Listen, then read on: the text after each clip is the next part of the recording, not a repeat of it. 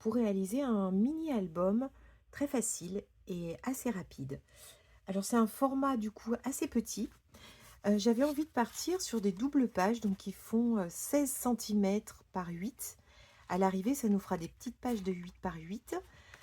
J'ai découpé du coup dans du papier aquarelle, donc je suis partie sur mon papier préféré, hein, l'aquarelle d'Albe, en grains satinés en 300 grammes. J'ai découpé 6 pages, 6 doubles pages, voilà, donc de 8 par 16 centimètres. Et puis vous marquez ensuite au plioir la moitié, de façon ensuite à pouvoir plier chaque page. L'idée étant simplement de contre-coller chaque double page les unes avec les autres. Et puis, on va tamponner sur chaque page un petit motif très simple avec une bulle de couleur tout autour à l'aquarelle. Et ça va être assez vite fait. Je vous montre ça. Alors, au niveau du tamponnage, l'idée est assez simple. C'est de partir de mes tampons, de ma dernière collection de tampons, Le Temps des Rêves, de tamponner sur un côté un petit motif, mais alors vraiment tout simple, sans vraiment de composition, et de l'autre côté un petit personnage. Donc, je suis partie de ces planches, je vous montre. Donc, j'ai commencé par la petite grenouille, ici, donc qui est sur ma planche Rêve végétal. Ensuite, j'ai fait un petit assemblage de ce demi-cercle à partir de ma planche texture. Et au centre, donc, j'ai mis le coquelicot. Dans cette même planche texture, j'ai utilisé la libellule ici. Ensuite, sur la planche de saison, mon pays imaginaire, pardon, mon pays imaginaire avec le petit lapinou là qui renifle, la fleur, et puis j'ai fait un mini assemblage avec un petit cache. D'abord le champignon et ensuite derrière la courge. Et enfin, j'ai utilisé la planche La voleuse de cœur, ici, avec le parapluie fleuri. Voilà pour la partie droite de chaque petite page. L'idée, ça va être, pour l'instant, on ne met pas de texte. L'idée, ça va être vraiment de mettre le texte après et de faire une bulle de couleur sur chaque partie de droite. Et puis sur la gauche, j'ai voulu mettre un petit personnage, donc intégrer ces personnages de Rita Rita, que j'aime beaucoup, du coup, qui sont pas entiers, mais qui sont très expressifs. Et à chaque page, du coup, j'ai essayé de trouver un personnage sympa, avec un lien un peu entre les deux, qu'on imaginera avec le texte ensuite, ou au niveau de la couleur. Donc là, elle est surprise de voir une grenouille. Là, elle boit son petit thé parce que, ou sa petite tisane parce que on est en automne. Là, elle prend photo le petit lapinou. Voilà, etc. Là, il pleut, donc elle essaye de remplir sa tasse. Et puis, voilà, on peut imaginer un peu tout. Et partant de ces petites pages-là, on va coloriser. Donc, on va partir sur la colorisation et sur le combo de couleurs qu'on va prendre assez simple. Vous m'avez aussi demandé comment on faisait pour coloriser sur du papier satiné. Effectivement, c'est un peu plus difficile que sur le papier à grains parce que le papier satiné, il a besoin de moins d'eau et les dégradés sont un petit peu plus subtils que sur le papier à grains où l'eau fuse plus naturellement et les auréoles sont un petit peu plus fréquentes sur le papier satiné. Donc on reprendra ensemble, si vous le souhaitez, une ou deux colorisations. Alors pour le combo de couleurs, j'avais envie de partir, je me suis acheté la nouvelle palette, heu, je me suis acheté, une palette Aquarelle de Provence. Je connaissais pas cette marque d'aquarelle. J'ai pris effectivement, la boîte, avec qui s'appelle Jungle.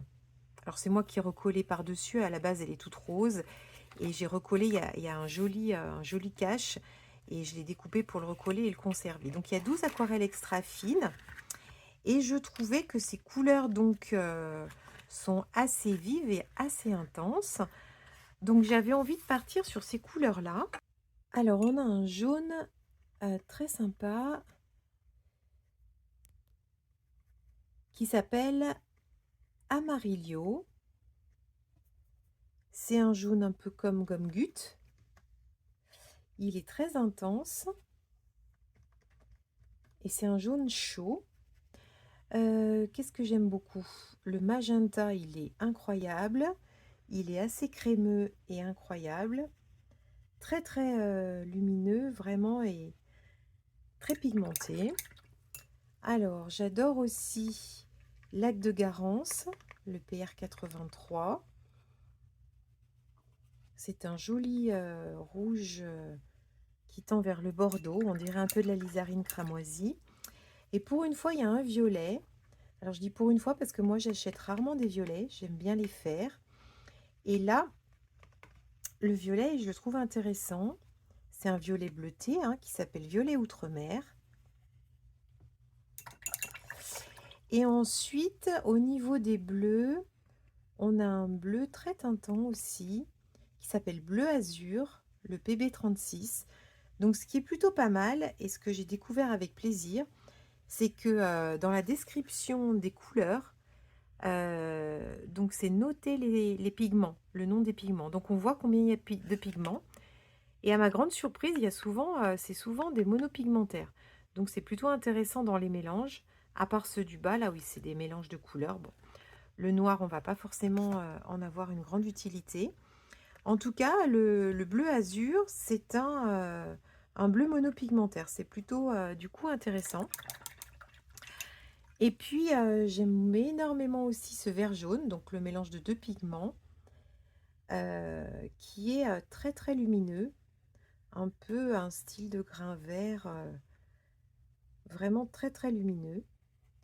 Donc un vert très très jaune. Et puis à côté, on a du coup 3 verts. Donc c'est vrai que j'aime beaucoup les verts. Donc là, on va peindre pas mal de nature. Un petit peu de nature, donc je trouve ça sympa. On va essayer de faire correspondre les couleurs un peu comme en espèce de duo. Là, on a Amazonia. C'est un vert comme un vert sapin, un peu déjà désaturé, je dirais. Voilà. Un peu interverte même. Et puis un turquoise hyper vif, mais qu'on mélangera facilement avec plein d'autres couleurs pour créer des jolies choses et qu'on peut désaturer, vous voyez, hop, turquoise. Le turquoise et le rose, vous voyez, ça peut donner quelque chose d'assez intéressant. Non. Je n'ai pas parlé du rouge vermillon. C'est un orange qui tend vers le rouge. Ces deux couleurs vont très bien ensemble. Donc on est tenté de les mélanger ensemble. Parce que c'est les complémentaires et du coup, on obtient tout de suite des turquoises qui sont beaucoup plus rabattues et désaturées et beaucoup plus faciles à utiliser, un peu moins vives. Voilà. Ensuite, il y a un terre d'ombre de Chypre qui est naturel et qui est un marron de base assez aussi pas mal. Voilà. Donc des couleurs très vives. Voilà, c'était juste pour vous faire découvrir cette palette que je connais pas trop bien encore. Mais on peut se dire que voilà, chaque fois, on va essayer de trouver, par exemple là, les feuilles, j'avais bien envie de les faire cette espèce de vert mousse là, qui est vraiment très sympa. Chaque fois, on peut imaginer reprendre donc sur la page d'à côté les mêmes couleurs qu'on a utilisées. Par exemple, je pourrais faire son chandail, son t-shirt vert, de la même couleur que les feuilles. Et puis, on peut imaginer, on va partir sur... Alors, ce rose, il n'est pas forcément fait pour être utilisé comme ça pur, parce qu'on voit qu'il est extrêmement vif. Mais ce qu'on peut faire, c'est soit voir en lui ajoutant une pointe de jaune ce qui se passe. Voilà, on obtient... Ce qui est important quand vous achetez une palette de couleurs, hein, c'est toujours la même chose, c'est d'apprivoiser ces couleurs, de savoir, voilà, toutes les possibilités ou avoir une idée des possibilités qu'elles peuvent rendre. Vous voyez, j'ajoute un petit peu de proportion de jaune à mon rose et j'obtiens tout de suite des couleurs qui sont beaucoup plus faciles à travailler, beaucoup plus naturelles. Rien ne m'empêchera bien sûr de garder ce magenta si j'ai envie de quelque chose de vraiment très très peps, très très saturé. Et puis je peux travailler avec une pointe de la complémentaire, donc une pointe de vert, pour faire du coup des couleurs désaturées. Donc là tout de suite je tombe dans des tons un peu plus aubergine. J'en mets encore.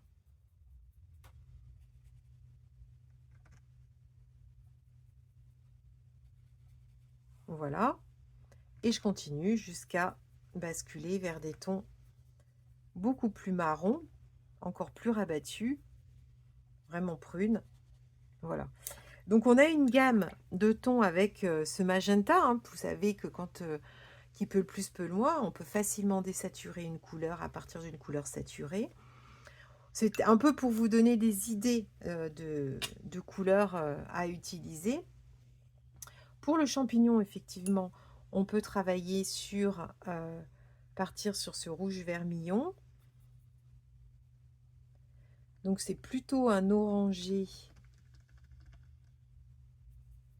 Voilà, voir si je mélange avec une pointe de magenta ce qui se passe. Et là, je trouve qu'on obtient vraiment un rose vraiment superbe, une espèce de rose bonbon, je ne sais pas comment le décrire, mais qui est super joli.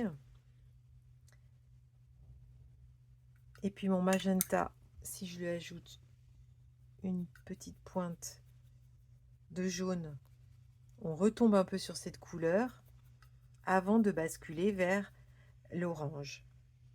Donc voilà, travaillez vraiment vos couleurs pour vous faire plaisir et pour essayer de voir à partir des couleurs qui sont sorties du tube, on va dire du demi-godet, quelles sont les possibilités pour ces couleurs-là. De même pour mon vert, qui est sapin. Donc j'essaye d'en prendre une quantité importante. Je peux très bien le trouver un peu tristounet ou pas. Donc si je le trouve tristounet, qu'est-ce que je vais faire? Je vais l'égayer en lui rajoutant un petit peu de jaune. Et tout de suite, il est moins triste. Je retombe un peu sur le vert mousse d'à côté ou un peu plus de jaune encore. Voilà. Après, si c'est l'inverse, c'est-à-dire je veux au contraire qu'il soit encore plus foncé et encore plus marron, couleur de terre, qu'il fasse beaucoup plus naturel, à ce moment-là, je vais lui rajouter une pointe de sa complémentaire. On va partir sur une pointe de rose. Et tout de suite, je le fais basculer. Alors là, j'en ai trop mis, hein. Je suis redevenue sur l'aubergine. Donc, je remets un peu plus de vert dans mon mélange. Ici. Et j'obtiens presque du gris quand je mets autant de l'une que de l'autre. J'essaye d'en remettre pour rebasculer du côté du vert.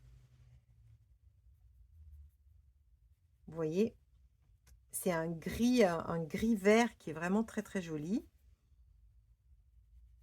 Voilà, j'ai plus de place, mais voilà. Donc vous voyez que à partir de ces couleurs qui sont assez tranchées, assez saturées, on peut complètement décliner une palette de couleurs super sympa.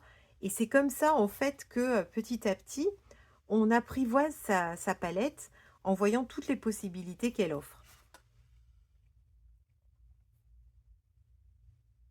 Laissez-vous étonner hein, par les couleurs, hein, c'est ce que je dis tout le temps. Les couleurs, c'est vraiment à l'aquarelle très facile de faire ces mélanges. Donc n'hésitez pas à vous laisser étonner par les couleurs. Et puis on va travailler comme ça, plutôt par des rappels. Chaque fois, imaginons que je fasse la courge orange, un peu rouge vermillon, auquel je vais sûrement ajouter un peu de jaune. Je vais faire ses cheveux, par exemple, orange. Eh bien, ce que je vous propose, c'est de commencer ça. Et puis, je reviens vers vous. Alors, j'ai commencé quelques colorisations pour vous montrer un petit peu l'échange des couleurs entre les deux parties de la double page. Donc, par exemple, là, Vous voyez, donc je suis partie sur, des, orangés, rouge orangé, de ce côté avec une pointe de vert et j'ai répété, sur, la page de gauche, au niveau de la colorisation de la fillette, la même chose. Donc pour l'instant, j'ai fait, assez rapidement, la colorisation.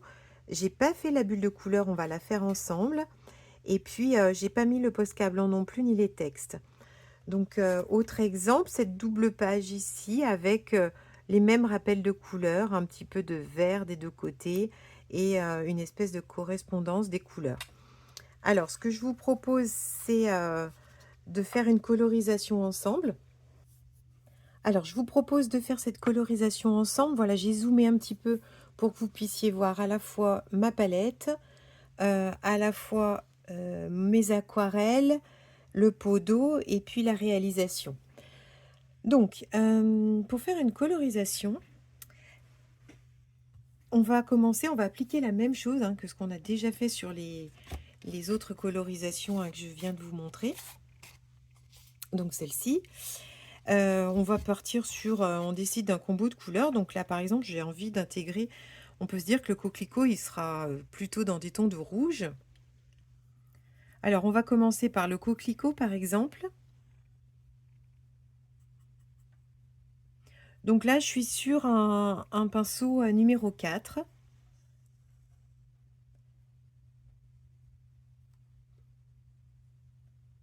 Donc, je délimite la zone que je veux coloriser. Donc ici, le pétale. Le pétale du coquelicot, vous voyez, je fais un jus très dilué. Un petit peu rouge, rouge très pâle. Je peux laisser une pointe de blanc éventuellement si je veux. C'est vrai que sur du papier satiné, les fusions se font un peu moins bien et les dégradés sont un peu plus difficiles. Par contre, il y a une douceur qui se dégage du rendu final qui est assez incomparable. Donc là, je fais mon jus dilué et puis ensuite je prends du rouge beaucoup plus foncé. C'est pas pour ça que les fusions ne se font pas, hein. Vous voyez qu'elles se font très bien. Je pose ma couleur très foncée et j'attends de voir ce qui se passe.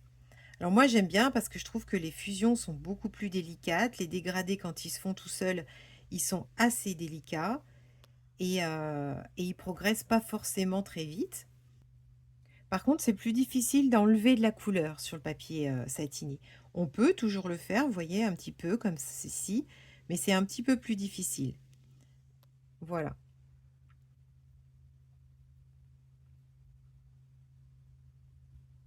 Je repose une pointe de rouge et puis je laisse faire. Alors, je vais travailler du coup le petit pull de la jeune fille à côté de la fillette et je me dis, tiens, je peux le faire en rouge aussi, ça fera un petit rappel.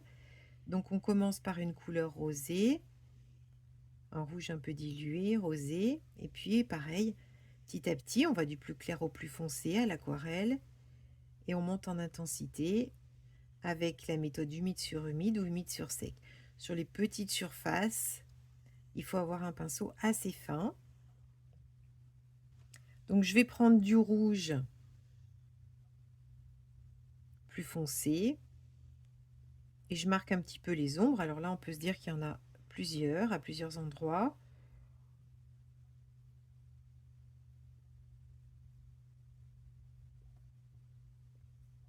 Et là, j'en profite pour rajouter du rouge. C'est en train de sécher. Du rouge bien rouge au cœur.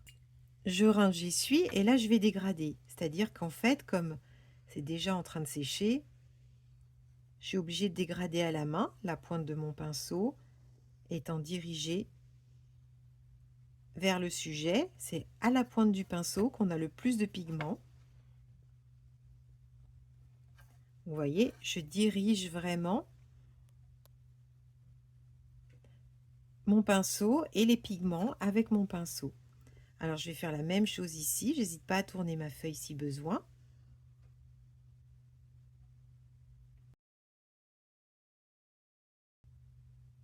J'ai envie que son pull soit bien rouge, donc je rajoute. L'aquarelle, c'est beaucoup de superposition de couleurs, c'est ce qui fait joli. c'est qu'on va du plus clair au plus foncé et chaque fois, on rajoute de la couleur. C'est ce qui donne aussi de la profondeur. Et là, je dégrade légèrement, hein, je rince, j'essuie, je dégrade. Il y a une toute petite surface à dégrader. Voilà, et à un moment, je laisse faire.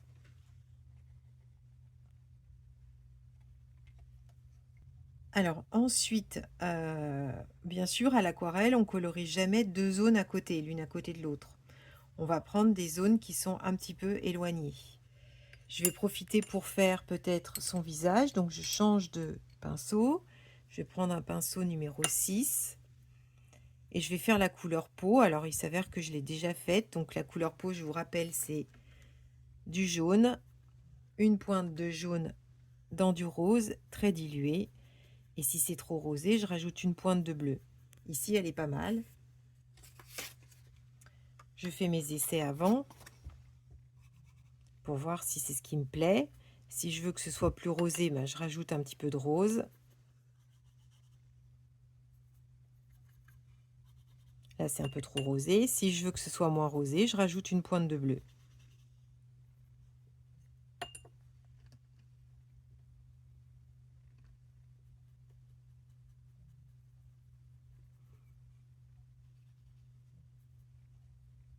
Voilà, je remets un peu de jaune parce que je trouve que du coup, c'est en train de partir un peu trop verdine-violet. C'est très subtil les mélanges à l'aquarelle, hein. Une pointe d'une couleur, d'un pigment, suffit à changer la couleur. Là, je suis plus sur la couleur que j'aime bien, en rajoutant une pointe de rose encore. Voilà. Vous voyez toutes les nuances de couleur peau que j'ai pu faire. Donc, j'ai plus qu'à choisir celle qui me plaît le plus. Alors, on part là-dessus.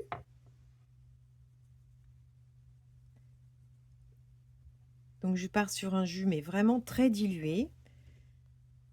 Je délimite la surface que je veux coloriser. J'oublie pas les petites oreilles.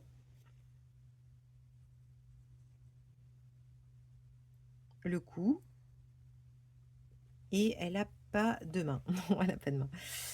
Ce qui fait joli à l'aquarelle et sur la peau, pour faire un aspect naturel, c'est toujours de mettre plusieurs couches. Donc on commence par une première couche vraiment extrêmement diluée. Et puis on va laisser sécher, ou pas d'ailleurs, et on va rajouter une deuxième couche. Donc cette fois, on va commencer à marquer une ombre d'un côté. Donc je vérifie si c'est légèrement plus foncé.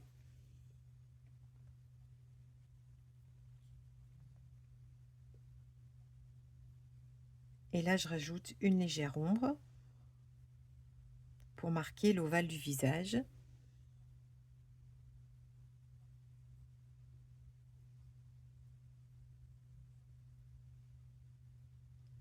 Et le cou, l'ombre du cou. Voilà. Je vais revenir sur cette partie-là. Donc je reviens légèrement pour redégrader là, parce que je trouve que le dégradé, c'est pas fait vraiment correctement. Je rince, j'essuie, hop, en une fois, je redégrade et je prends soin d'avoir une partie beaucoup plus claire au bout du coquelicot.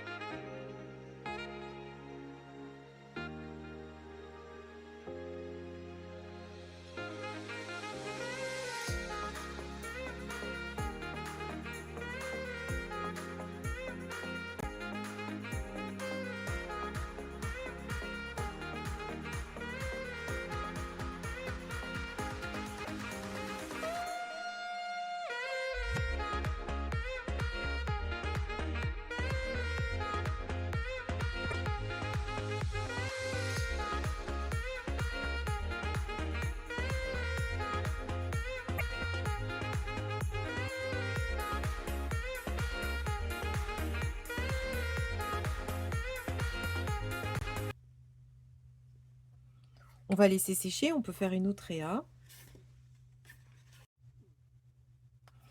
Alors là, je vous propose la colorisation de la petite grenouille. Donc je commence avec un vert assez saturé, j'aime bien. On reprendra au Posca blanc les petites bulles de différentes couleurs sur son bidou.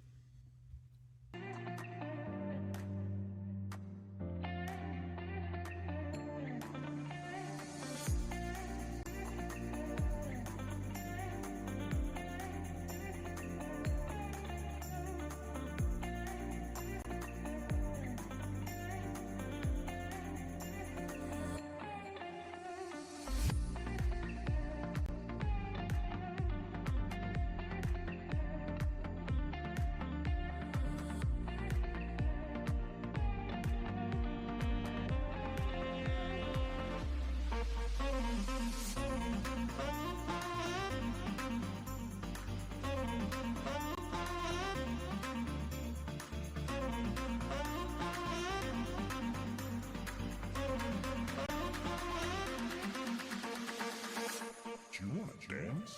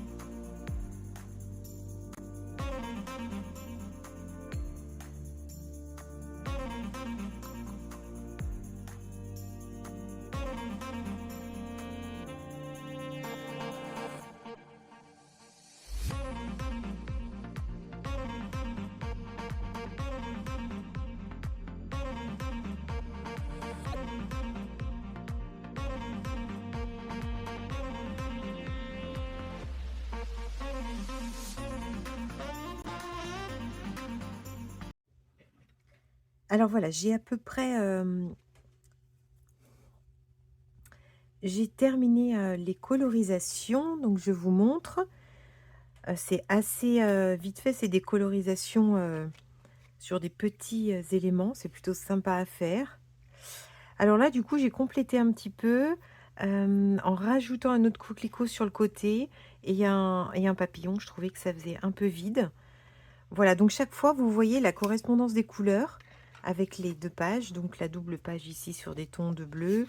Ici, où il y a un rappel des couleurs. De même là, par rapport à l'intérieur et aux cheveux. Ici aussi. Et j'ai commencé donc sur la page de droite à imaginer une bulle de couleur. Donc là, j'ai aussi terminé la colorisation du parapluie fleuri. Et ici aussi. Et j'ai imaginé donc une bulle de couleur, mais qui serait toujours à peu près de la même dimension.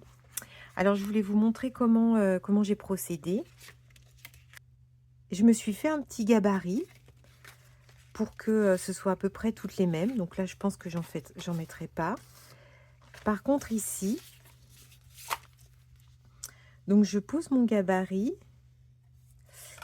Et puis, au crayon à papier, mais alors vraiment tout doux, sans vraiment appuyer, je marque le pourtour.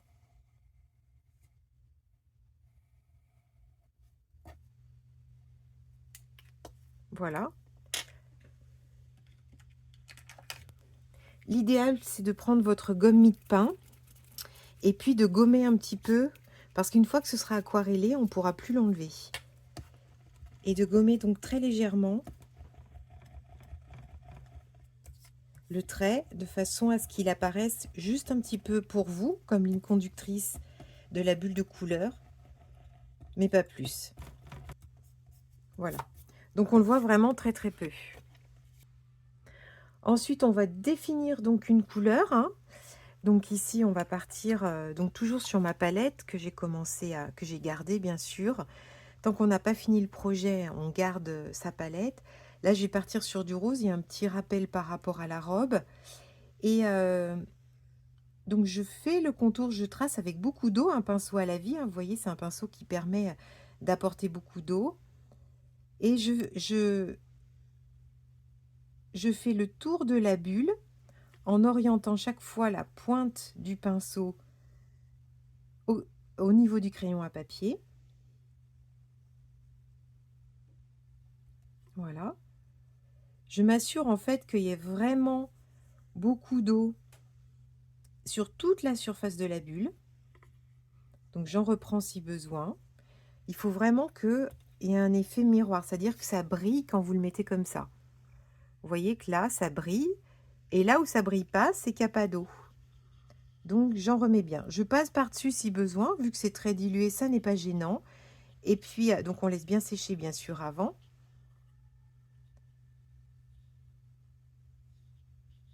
Voilà.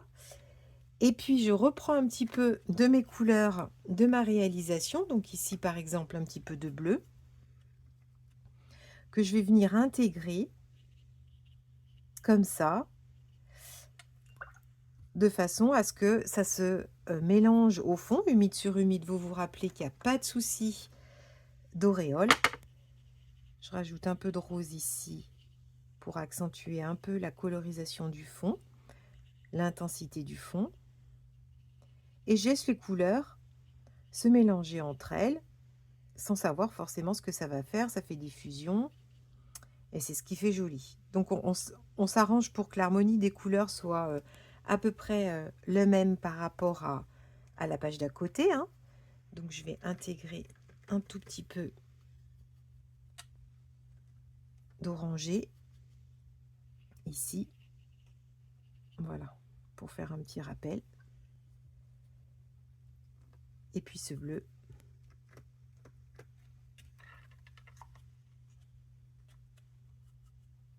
Voilà, très légèrement du bleu ici, pour rappeler les ailes de la libellule. Voilà, donc c'est vraiment tout doux. Donc vous voyez, ça donne un aspect très vaporeux, puisqu'on travaille humide sur humide. Voilà. Donc vous allez faire ça avec toutes vos pages de droite. Vous voyez ici, j'ai rajouté un peu plus. Donc on laisse bien sécher à plat parce qu'il y a des petits coussinets d'eau. On peut d'ailleurs même les enlever si on veut. Donc là, j'ai fait cela. Donc vous allez faire toutes les pages de droite, sauf celle-ci parce que je pense qu'il n'y a pas nécessité. Et puis ensuite, donc pour l'instant, donc là j'ai commencé à rajouter un peu des textes. Donc ici le jardin de mes émotions. Donc on peut dire que la page de droite elle est pratiquement finie. Ici j'ai rajouté trésor de saison. Donc c'est terminé. Là j'avais rajouté aussi ici le petit texte. Alors l'astuce pour ce texte, donc je positionne exactement mon tampon pour que j'ai la bonne courbure. Voilà. Et ensuite, j'enlève ça et j'ai plus qu'à tamponner. Comme ça.